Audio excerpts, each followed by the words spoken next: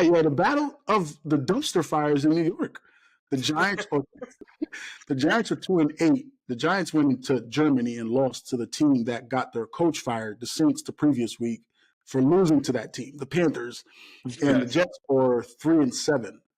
Which team, right? I'm not going to ask you which team is worse because they both stink. Which team is more fixable in the immediate? Like, if you were to go into next year, which team do you think has more upside to be immediately better with just some retooling? The Jets or the Giants, and how?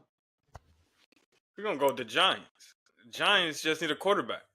I was on What? Daniel Jones. I liked Daniel Jones for a little bit. I thought Daniel Jones was a good quarterback. I don't know. He fooled me. Daniel Jones fooled me. He tricked you? He tricked me. I was giving Daniel Jones the benefit of the doubt. I thought he was good, but now I was like, nah, he's just not the quarterback they need. Yeah, Because if you look at it, they in every game. It ain't like they're getting blown out. literally.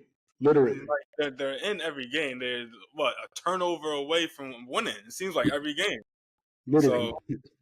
So if you think they get a decent quarterback, boom, they're right there, 500 team making a playoff push.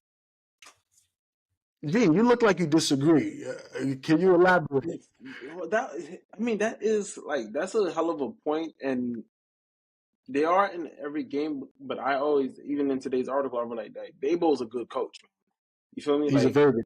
He's a very good coach, and they're always well prepared. They just sometimes don't have the players. My thing with the Jets, I'm gonna have to go with the Jets because they actually, if you look at their roster, they got the squad, bro. Yo, we need what we need. But do they though, Gene? Like, okay, I'm still to push back on the Jets players. Like, and Tiki Barber said this earlier this year. He was like, you see the names and you're like, oh, great players, but are they really that?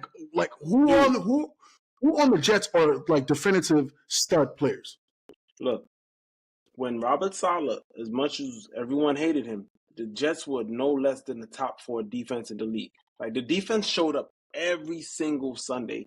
I think the last 2 seasons, our issue was a quarterback. Was at the quarterback position.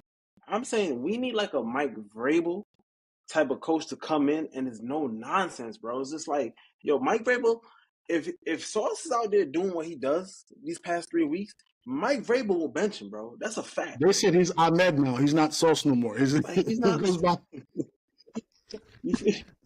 You feel me? So just like, I think So you told the media? we have you would have told him that. Like, you ain't Sauce no more. You lost the Sauce. You Ahmed now. You said it yourself. Wilson is one of the top wide receivers in the league. Breece Hall is one of the top running backs in the league. We have good linebackers. We have Reed, who's a good cornerback. Sauce, I know Sauce can play better than that because I've seen it 2 seasons. You feel me? But I think like we just need the right coaching and obviously an offensive line. But we really need a no-nonsense coach. Like, stop playing with these dudes, bro. I guarantee, like, even like a Rex Ryan. Rex is not taking none of this shit. Rex, I watch Rex. We traded for I think, what was his name from the Eagles? Was it Lito Shepherd? Remember? We had Lito Shepherd, the cornerback, and it was a playoff game against the Colts, the AFC championship game. That's the game that the Colts beat us to go to the Super Bowl. Lito was our starting cornerback the entire season. First half, when Peyton Manning cooked that dude up, Lito ain't played the whole second half, bro. Would you take Rex back? Huh? Would you take Rex back right now? Why not? Because Rex wants the job. Right. He had that team rocking, though. No, come on. New York, had 2 seasons. Mark Sanchez, man. Yeah, Mark Sanchez in the playoff. Rocking with Rex, bro. Even remember Giants players was like, yo, I want to play for Rex. Yeah, Rex had the town popping. See, I keep mentioning Dan Campbell because at least like Rex is not a good game manager. When it comes to motivating players, like, I'll hire him to give a pregame speech because that nigga will make me jump out the window. You feel me? Yeah. I hire Rex to give you the pregame speech, and if you wilding at halftime, he come in and get in that ass. You feel me? But like, as an in-game manager, I used to watch game second half in the third quarter. We use all 3 timeouts, bro. I mean, that's happening now. That's bad.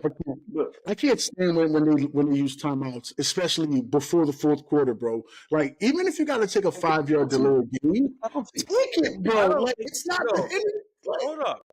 Do you think quarterbacks can't call their game. What do you You mean? get what I'm saying? They're Quarterbacks, taking everything out of their hands, bro.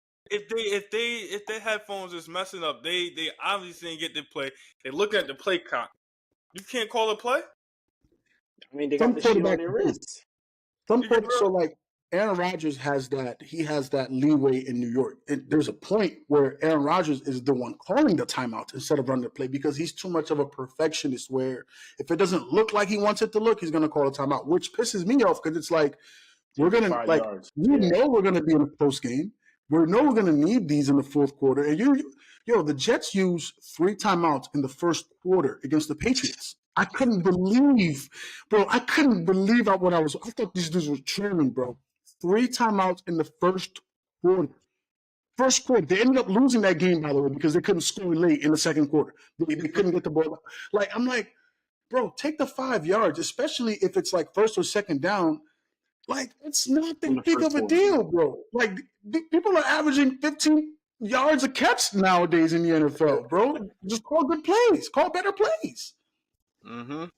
And another Nah. point with Rex is just like, I don't know if the game passed him by, but I feel like Rex wouldn't be the type to like want to pivot in a new direction of like the type of coaching or the type of philosophies that the offenses and defenses are adapting to. I feel like for him to come back, he would kind of be stuck in his way. Like, oh yeah, I used to run the 3-4 and we're going to do this. And it's like, dude, we don't do that no more, bro. Like the running back is not getting 35 times a game, bro. Sorry. Yeah, right. Thomas Jones, Yeah, yo, pre-game speech, man. You call Rex, man. Like he'll get you right. But I think the Jets can switch it around, but with the right coaching. So I'm gonna go with the Jets. I'm gonna side with Deuce here. I think it's Giants, and I think it's part of the organizational structure in New York. Like Woody and like just how they. I mean, Woody fired the coach without the GM even knowing. The GM came into the building, had no idea that the coach was getting fired. Like there's just no structure of who's in charge of who's supposed to do what. And on like down to Aaron Rodgers, like if you're fixing the Jets, are you getting rid of Aaron Rodgers? Or are you bringing him back? He can't be there next year. He's going to be there, but he should not be there next year.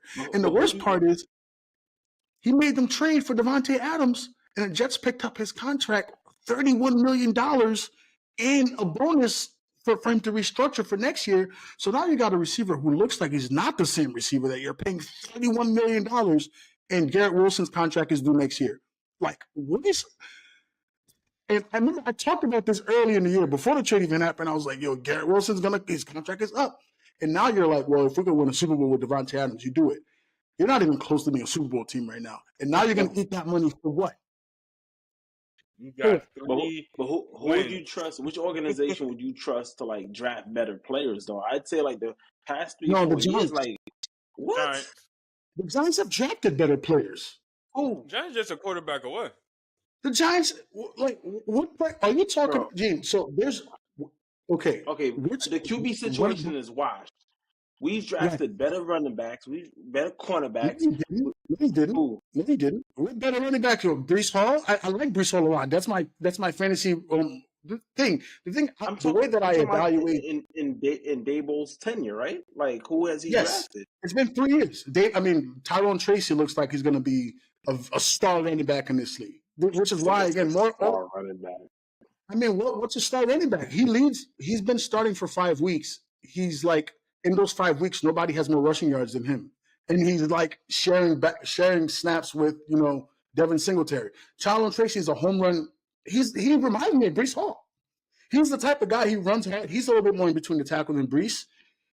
But he's a receiver that, converted to running back. So he knows how to find open space. And when he finds open space, he hits home runs. So that's the part of him that reminds me of Breece Hall.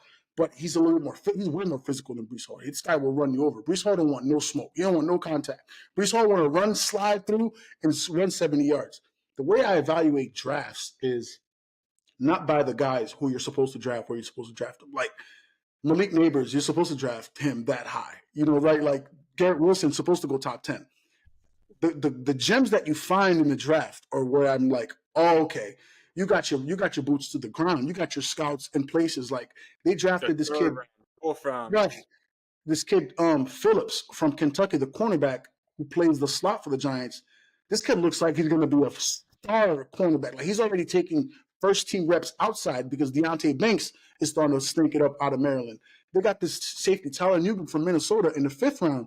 He's starting. They let the buddy go, Xavier McKinney go, so that he can start for the Giants, and he's been doing well. The Giants have the edge rusher, Ozzy Illusory or something like that.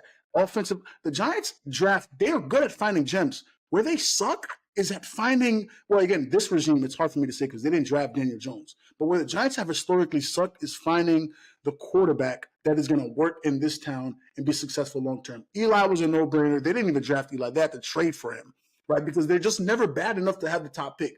I'm saying they don't even know how to suck, bro. These dudes will win games late in the season that'll cost them from drafting Jaden Daniels. Like they won last year and they lost Jaden Daniels, and Washington said, God bless.